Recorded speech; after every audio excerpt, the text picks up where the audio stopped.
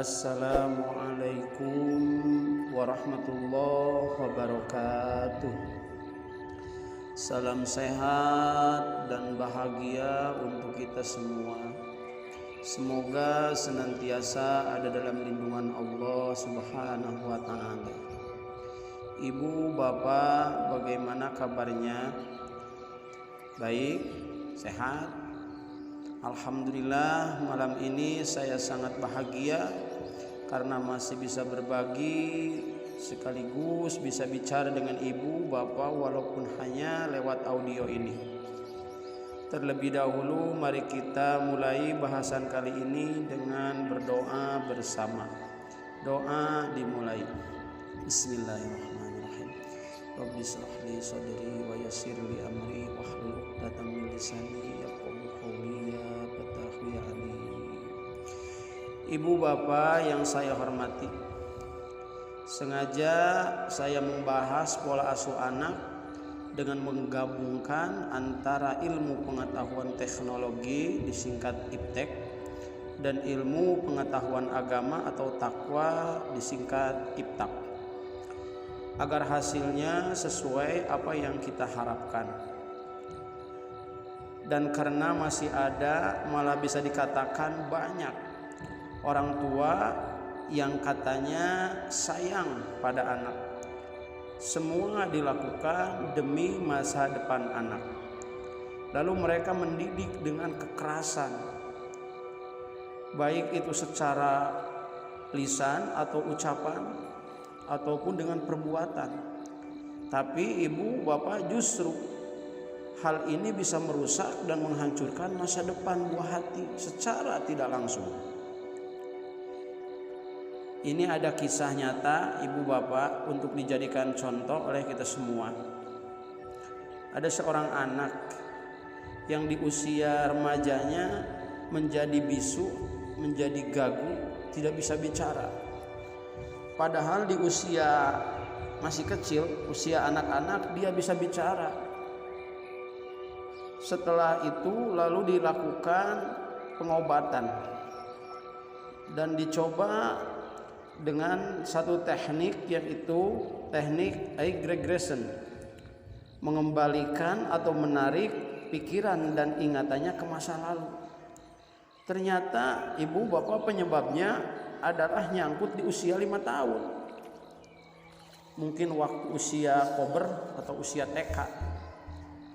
Anak ini yang pada mulanya dicubit oleh ibunya, mungkin karena tidak bisa belajar atau yang lainnya. Terus anak ini nangis karena merasa malu oleh orang lain. Anak ini dibekam oleh ibunya sampai suara tangisannya tidak terdengar lagi. Dan hal ini dilakukan dengan terus menerus atau sering. Dan akhirnya cubitan dan bekaman ini masuk ke pikiran bawah sadarnya dan membekas secara permanen, dan akhirnya terjadilah kegaguan, sulit bicara, malah bisu. Nauzubillahi min dzalik. Dan maaf, bukan untuk membuka aib sendiri, saya punya saudara, ibu bapak punya saudara, niat orang tuanya sih baik agar anak tenang, tidak rewel, tidak nangis. Dia dikasih mainan sejenis HP. Lalu dia dengerin suara-suara dari HP itu. Mungkin karena agak keras suara dari HP itu. Padahal ibu bapak, anak itu baru 1 tahun.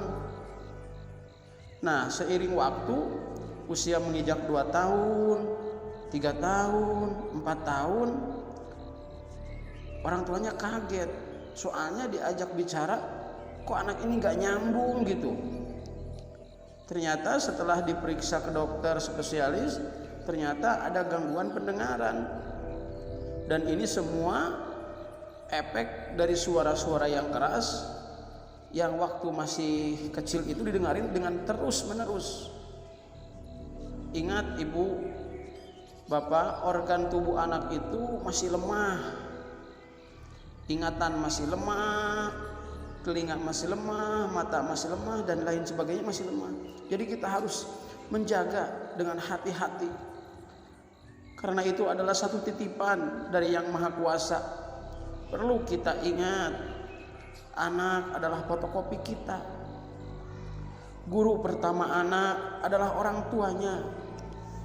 Madrasah pertama anak adalah rumah dan lingkungannya. Ibu bapak yang saya hormati, sebagian cara mendidik anak menurut agama yang kita peluk. Kita jangan memberikan makan, menyuapi, minum, atau memberikan ASI kepada anak sebelum kita membaca basmalah. Jadi kalau mau beri makan pada anak, baca dulu basmalah. Mau netein anak, baca dulu basmalah. Sekalipun anak itu belum bisa bicara, kita yang bicara basmalahnya, dengan tujuan mendidik anak itu, dan agar makanan dan minuman yang masuk ke perut anak membawa kesehatan, membawa keberkahan. Dan ingat, karena sesungguhnya setan makan dan minum tidak menyebut nama Allah, yaitu tidak menyebut bismillah. Juga ada pelajaran tambahan ibu bapak, bagaimana caranya untuk melindungi anak. Nah, ini perlu ibu bapak lakukan apa yang telah diajarkan oleh Rasulullah SAW ketika melindungi cucu tercintanya, yaitu Hasan dan Husain. Ketika keduanya lagi tidur, Rasul melindungi, membentengi mereka berdua dengan ucapan seperti ini: u'izukuma bikalimatillahi tammah min kulli syaitanin wahamah wa min kulli ainin lamah. Nah, kalau anak kita sendiri berarti bacaannya u'iduka ya Muhammad titik-titik. Kalau wanita u'iduki ya Neng titik-titik. Kalau berdua u'idukuma. Kalau banyak anaknya lagi tidur di depan kita, u'idukum. Artinya aku mohonkan perlindungan untuk kamu berdua atau untuk kamu semua dengan kalimat Allah yang sempurna dari semua setan dan kebimbangan dan dari setiap pandangan yang menghinakan. Lalu setelah mengucapkan kalimat itu, baca Fatihah. Setelah selesai Fatihah, tiupkan ke seluruh tubuh anak. Untuk lebih jelas, ibu bisa lihat tagnya di YouTube season kelima ini. Nah, itu yang perlu kita lakukan ibu. Jadi ketika anak sudah terlihat tidur, kita bacakan Fatihah. Kalau memang tidak bisa dengan Arabnya, setelah Fatihah kita baca sholawat. Setelah sholawat, lalu kita berdoa kepada Allah. Ya Allah, tolong lindungi anakku ini dengan kalimatmu yang sempurna. Lalu tiupkan ke bagian seluruh tubuhnya. Ibu bapak yang saya hormati, di akhir pembicaraan saya, semoga Allah memberikan kesehatan, kemudahan kepada kita semua untuk menuju jalan yang lebih baik. Ibu bapak, maaf untuk terapi yang saya telah janjikan lewat WA itu mungkin tidak bisa lewat audio karena harus dipraktekkan, harus diperagakan. Jadi insya Allah kita cari waktu yang tepat untuk dapat membuka secara langsung atau tatap muka. Mungkin hanya itu yang saya bisa sampaikan. Terima kasih atas perhatiannya. Kita tutup bersama-sama dengan doa. Subhanakallahumma wa bihamdika asyhadu an la ilaha illa anta astaghfiruka wa atubu ilaik. Assalamualaikum warahmatullahi wabarakatuh.